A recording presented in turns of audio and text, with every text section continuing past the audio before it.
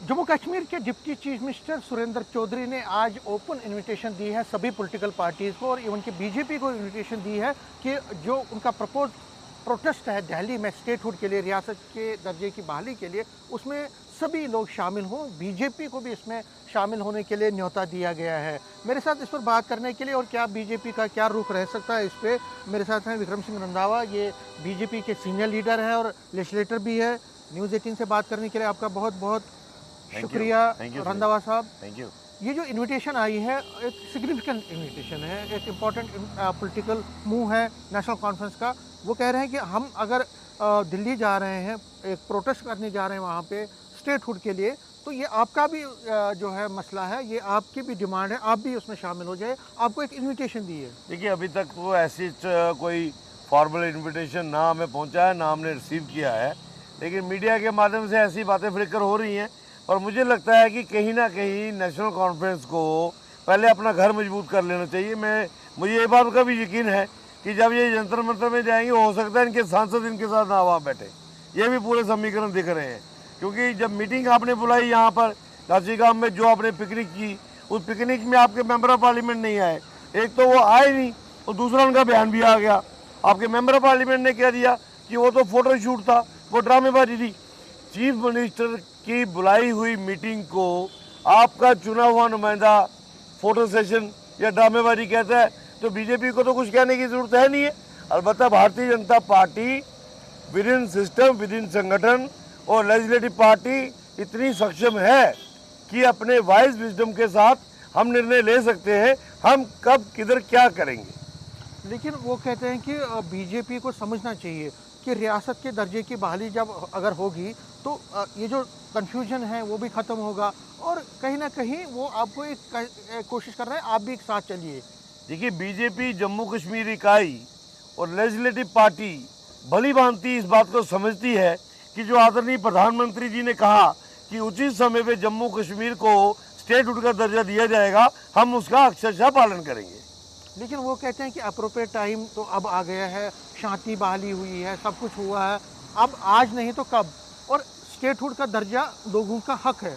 बिल्कुल हक है, और वो हक देने के लिए हमारे आदरणीय प्रधानमंत्री जी ने, आदरणीय गृह मंत्री जी ने लोकसभा के अंदर जो हमारा डेमोक्रेसी का मंदिर है वहाँ कहा है, और उनकी कथनी और करनी में कभी अंतर नहीं रहा। ये आदरणीय मुख्यमंत्री महोदय भी मानते हैं। एक और सवाल, एक और उन्होंने कहा है डिप्टी सीएम ने, वो कहते हैं कि जम्मू की बात ये करते नहीं हैं, ऐसे हवा में बातें करते हैं, लेकिन जम्मू के हक की लड़ाई में जो एक कंक्रीट काम होना चाहिए वो करते नहीं है, सिर्फ बयानबाजियां करते हैं बीजेपी के लोग। ऐसा नहीं है, बयानबाजियों से 29 सीटें नहीं जीती जाती हैं। कश्मीर में नेशनल कॉन्फ्रेंस अगर 41 सीटें जीती हैं तो वो इमोशनली ब्लैकमेल करके जीती हैं, धोखा दे के जीती हैं, और जो उनसे वादे किए थे कश्मीर की आवाम से, जम्मू की आवाम से कोई वादा नहीं किया था, कश्मीर की आवाम से जो वादे किए थे उन वादों पे ना खरा उतर पाए हैं, ना उतर पाएंगे। और मुझे लगता है कि आज चुनाव करवा दो तो इनका बडगाम वाला हश्र हो जाएगा। ये भी चर्चाएं हैं, और जब हम उनसे पूछा तो वो कह रहे हैं कि नहीं, वो ये है कि एलिगेशंस ऑफ करप्शन लगी हैं। दाचीगाम में जो मीटिंग हुई है, ऐसा कहा जा रहा है, आपकी एलिगेशन भी लगी है, बीजेपी भी ये कह रही है कि जो मिनिस्टर्स हैं उन पे अपने ही एमएलएज ने एलिगेशन लगाए। वो एक्सेप्ट करते हैं वो, मगर कहते हैं कि जब बीजेपी की गवर्नमेंट थी तब भी तो कंप्लेन्स होती थी, शिकायतें होती थी एमएलएज की मिनिस्टरों के प्रति, तो ये कोई नई बात नहीं है। देखिए, हम ये नहीं कहते हैं कि आपके घर के अंदर किसकी आपस में बनती किसकी नहीं बनती, उसे बीजेपी से कोई सरोकार नहीं है, लेकिन National Conference on the whole deliver करने में फेल हुई है पौने 2 साल में तकरीबन, तो ये उनको ऑन करना चाहिए। 7 घंटे की मैराथन मीटिंग में आपने इस पर चर्चा की नहीं, सिर्फ एलिगेशन जम्मू से जीते हुए जो 3 मंत्री विधायक हैं, जो 3 विधायक मंत्री हैं, उन पे ही कश्मीर सेंट्रिक एमएलएस ने प्रहार किया कि इनको टारगेट करो। मुझे लगता है ये कहीं ना कहीं फ्रेंडली गेम थी, और हो सकता है ये मुख्यमंत्री के इशारे पे हुआ हो। तो आप बड़ा एलिगेशन लगा रहे हैं, आप कह रहे हैं कि तीनों जो मंत्री हैं जो जम्मू से आए हैं उनकी ह्यूमिलिएशन हुई है। ये तो आपका प्रेस भी बता रहा है, और इनके अंदर के जो लोग हैं, जो इनके सोर्सेज हैं, जो हमारे बड़े करीबी मित्र भी हैं, उन्होंने भी बताया है। क्यों, ये सोची समझी चाल है क्या? मुझे तो यही लग रहा है।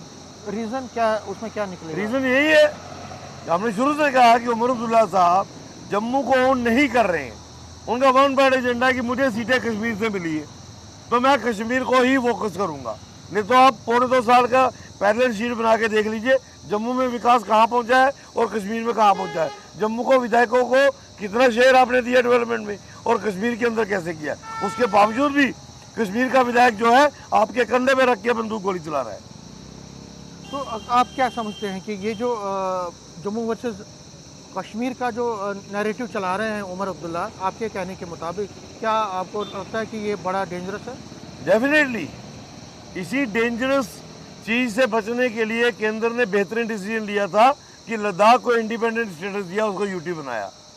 अभी भी ये कश्मीर सेंट्रिक जो लोग हैं ये नहीं सुधर रहे हैं। इनका वन पॉइंट एजेंडा कि जम्मू को मिसरूल करो और कश्मीर को रूल करो।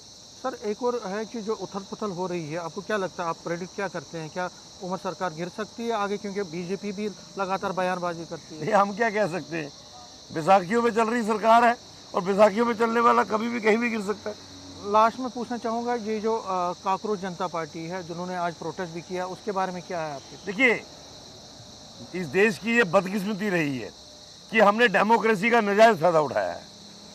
ये डेमोक्रेसी का नजायज़ फ़ायदा उठाने वाले तंत्र हैं, इनके पीछे ताकतें कौन सी हैं, और ये भारत की ताकतें नहीं होंगी, विदेशी ताकतों का एजेंडा होगा कि किसी न किसी तरीके से इस बढ़ते हुए भारत को, इस विकसित भारत के एजेंडे को ब्रेक लगाओ।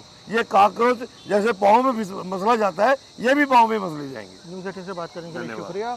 तो विक्रम सिंह रंधावा कह रहे हैं कि जो भी डिसीजन लेना होगा नेशनल कॉन्फ्रेंस का वो आगे लिया जाएगा, लेकिन फिलहाल ये सैर कर रहे हैं। नहीं मैं सिंकिंग मान रहे हैं और कह रहे हैं कि नहीं यार, किसे खुद ही गिर जाएगी। नेटवर्क 18 फोन आया, मैं कहते मिल लो।